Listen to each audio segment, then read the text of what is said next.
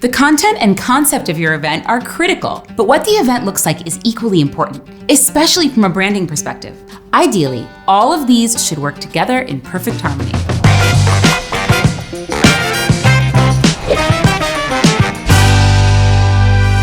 Treat your event platform just like you would any other brand asset.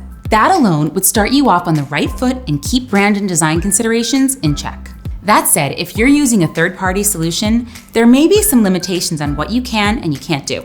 You'll probably have to deal with different images and decks, as well as special requests from partners, leading to more compromises and adjustments. It's all good. As long as you look after what your event looks like, it'll look awesome. Find design opportunities to strengthen your brand identity. One such opportunity is thumbnails. They're everywhere and should be easy to change. Thumbnails can also be your go-to when you want to put a twist on things, surprise, or lift the vibe. No wonder we call them brand managers' best friends. Once your content is organized, work out a general concept for your thumbnails that match your overall theme. Then move on to shaping your category thumbnails until finally doing those for your videos separately. It's that easy.